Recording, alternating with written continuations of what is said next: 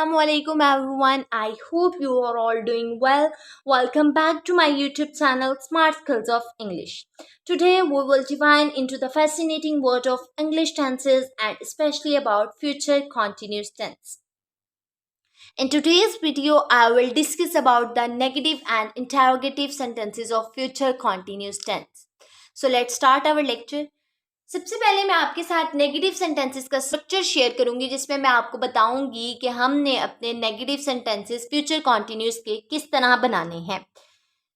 सबसे पहले स्ट्रक्चर में आप देखिए आपके पास होता है सब्जेक्ट, फिर आपके पास होगा वर्ब में will not be plus shall not be plus first form plus ING and plus object.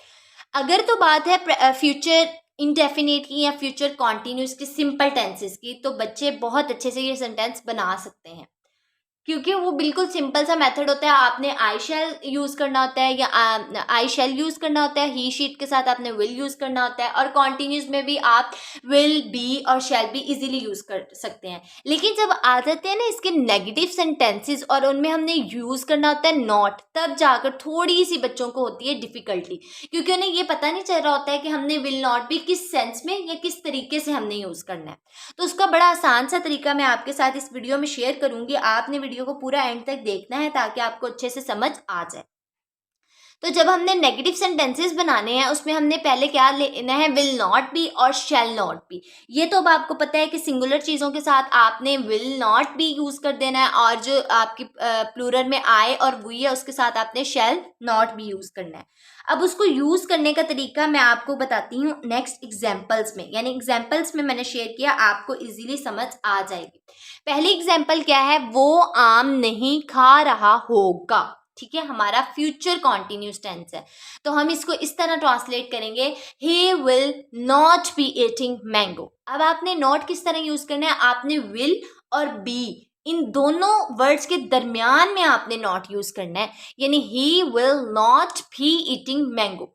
ठीक है, ये जो आपका मेथड है ये आपने अप्लाई करना है फ्यूचर कॉन्टिन्यूस के नेगेटिव सेंटेंसेस में या फिर आगे जाके इंटेरोगेटिव सेंटेंसेस में, क्योंकि अक्सर बच्चों को पता नहीं चलता है, वो इस तरह यूज कर देते होते हैं। जैसे मैं आपको बताती हूँ, he will be not eating mango, तो वो जो सेंटेंस होगा वो आपका हो जाएगा क्रॉस नो। आपने इस सेंटेंस को इस तरह यूज करना है, he will not be eating mango, यानी विल और बी के दरमियान में आपने नॉट यूज कर देना है। ठीक है, वो हंस नहीं रही होगी, ये जो सेंटेंस है ये फ्यूचर कॉन्टिन्यूस का है, इसको हम इस तरह ट्रांसलेट करेंगे, she will not B laughing.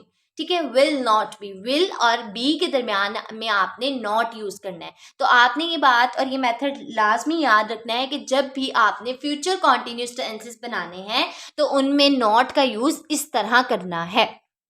अब हम देखते हैं इसके इंटरोगेटिव सेंटेंसेस यानी कि सवालिया जुमले, किसके, फ्यूचर कॉन्टिन्यूस टेंसेस के, जिसमें मैं आपको बताऊंगी कि इसका स्ट्रक्चर क्या है। सबसे पहले आपने लेना है will shall plus subject, subject के बाद आपने इंटरोगेटिव सेंटेंसेस में बी यूज करना है plus ING plus first form and plus object. अब हमारे पास सेंटेंस ये था, इसकी कुछ एग्जांपल्स बताऊंगी जिसमें आपको इजीली समझ आ जाएगी कि हमने फ्यूचर कॉन्टिन्यूस के इंटरोगेटिव सेंटेंसेस किस तरह ट्रांसलेट करने हैं। सबसे पहला सेंटेंस आपके पास ये है, क्या मैं दुआ मांग रहा हूँगा। ठीक है, शेल आई बी प्रेइंग, यानी कि शेल और बी के दरमियान में आपने अपना सब्जेक्ट लगाना है, देन आपने उस पूरे सेंटेंस को ट्रांसलेट कर देना है, यानी कि शेल आई बी प्रेइंग, क्या मैं दुआ मांग रहा हूँगा। दूसरा सेंटेंस है आपका, क्या वो बेजार हो रहा होगा, will he be getting bored. ठीक है, यानी कि ये आपका सेंटेंस था फ्यूचर कॉन्टिन्यूस का इंटेरोगेटिव सेंटेंस। तीसरा सेंटेंस है आपके पास, क्या अली यहाँ आ रहा होगा, will Ali be coming here, will Ali be coming here. ये जो सेंटेंसेस थे आपके, ये थे इंटेरोगेटिव सेंटेंसेस, यानी विल शैल के बाद आपने सब्जेक्ट लगाना है, देन आपने बी यूज करना है। आज के लेक्चर में मैंने आपको बताया फ्यूचर कॉन्टिन्यूस के नेगेटिव और इंटेरोगेटिव सेंटेंसेस। आई होप आपको आज का लेक्चर बिल्कुल अच्छे से समझ आ गया होगा। मुश्किल ये बिल्कुल भी नहीं है, बहुत आसान से मैंने आपको बताया है, बहुत इजी और इजीएस्ट वे आपको समझाने के लिए मैं यूज़ करती हूँ, ताकि बच्चों को अच्छे से एक एक पॉइंट समझ आ जाए, उन्हें पता चल जाए कि हमने जब भी टेंसेस करने हैं तो बहुत अच्छे से करने हैं। अच्छा, जब टेंसेस की बात आती है ना तो बहुत सारे बच्चे घबरा जाते हैं कि टेंसेस करेंगे अब हमें तो टेंसेस आते ही नहीं है। तो ज़ाहिरी बात है उनका घबराना बनता भी है, क्योंकि जब वो कोई अच्छा मेथड नहीं यूज़ करते हैं, राइटिंग करते हैं, तो उन्हें टेंसेस नहीं आ रहे होते हैं, उन्हें नहीं पता होता है कि उन्होंने ट्रांसलेट किस तरह करना है या उनको इंग्लिश में किस तरह ट्रांसलेट करना है।